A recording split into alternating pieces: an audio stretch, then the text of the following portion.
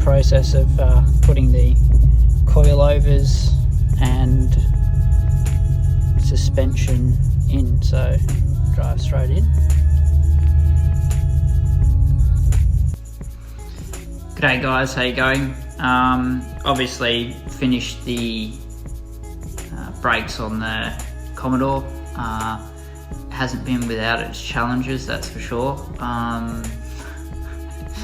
Yeah, there's been a lot of setbacks that have created some minor headaches, but overall the wait was worth it. Finished the job yesterday and just did a proper brake bed procedure that you would normally do for a race car, all that sort of stuff.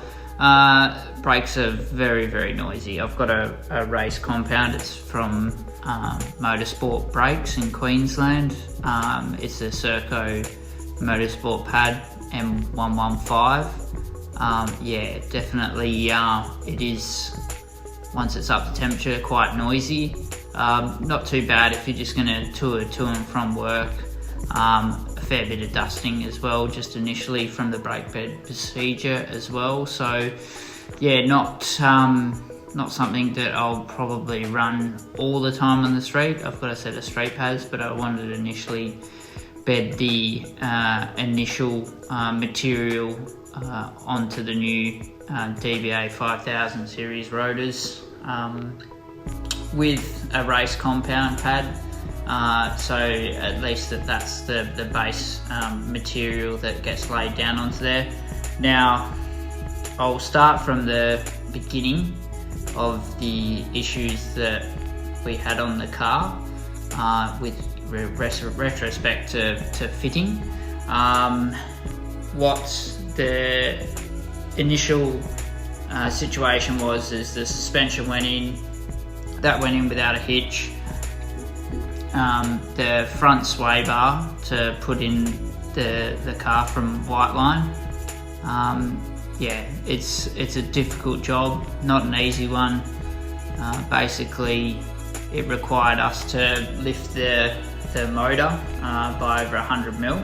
So we actually had to take the motor mounts out, just enable us enough room to actually get the factory sway bar out, and then fit obviously the thicker sway bar from Whiteline. So yeah, that took a lot longer than what I'd anticipated to take. So that waxed basically a weekend there to try and fit that in. And from there, basically, it all sort of started to go downhill. So got that done, went to the rear to do the rear sway bar, and yeah, discovered that we'd been given the wrong rear sway bar.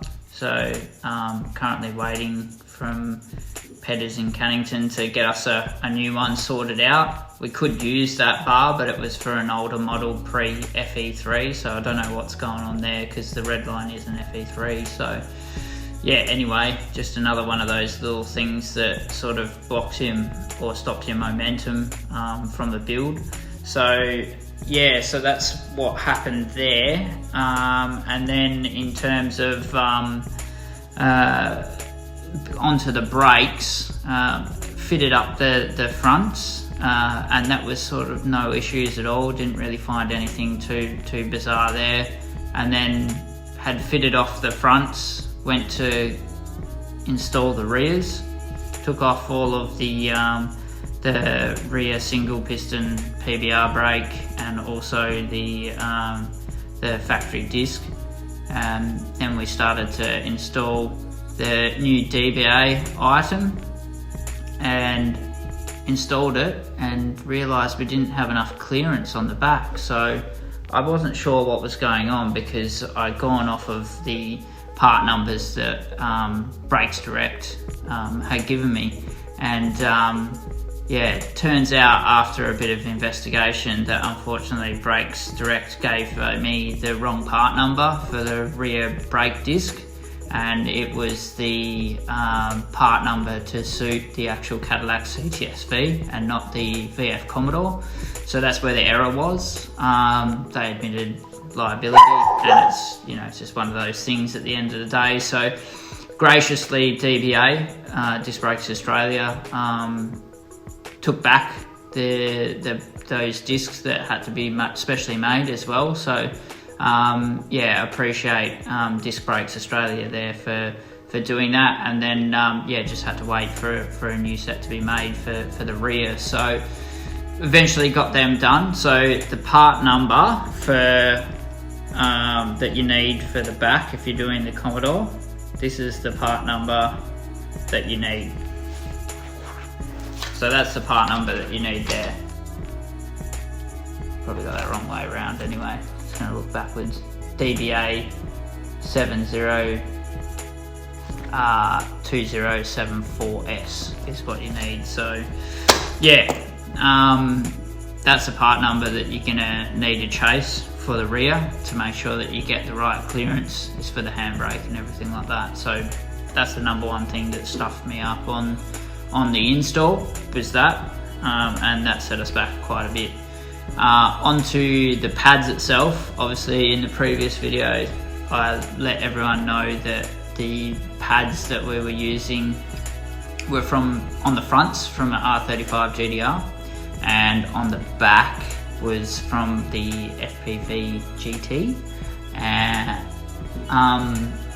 no issues on the back whatsoever. Clearance fine, fitment fine, everything was fine.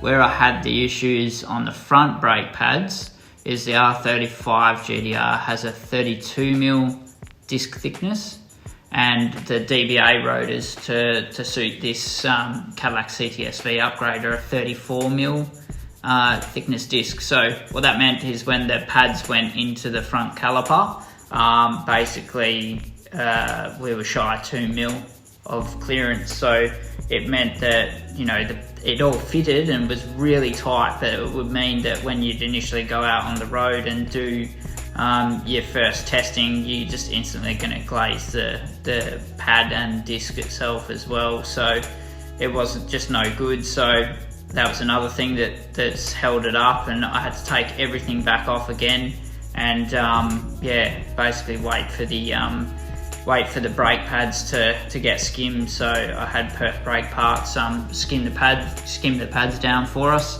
Yeah, and so that was just another thing that's been a bit difficult to work around. So basically the whole kit's come on and off the car probably about 3 times now. So yeah, I was starting to get sort of over it at the end, but it's been worth it. And then the last little issues that I did have as well was with the brake safe braided line kit that's available.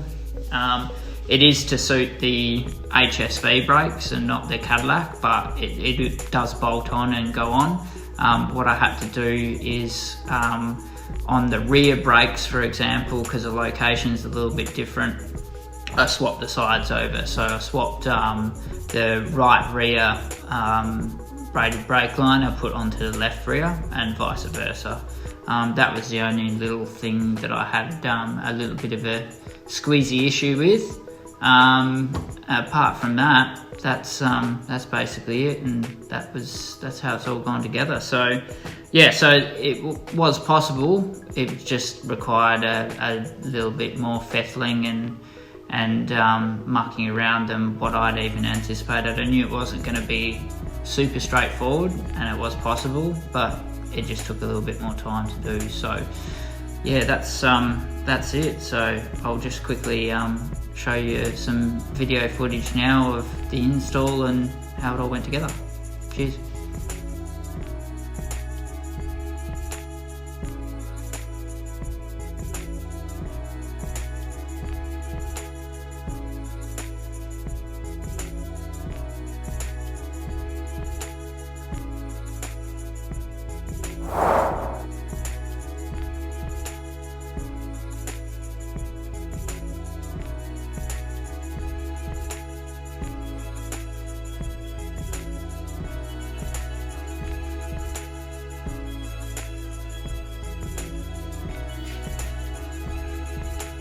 Best thing you can do right there on the brake up, braided line.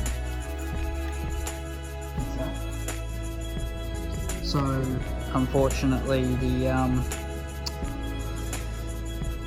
the Circo brake pads that I've spec'd for this. Overall, when it sits in the caliper, it's about 2mm too wide to fit on over the disc. It will go on the disc, but what will happen is the disc will obviously heat up really quickly while it's trying to burn off the top layer, and obviously it'll just glaze the disc and glaze the pad as well, so it's no good. So I'm gonna have to sand these down a bit. Yeah, so let's see how that goes.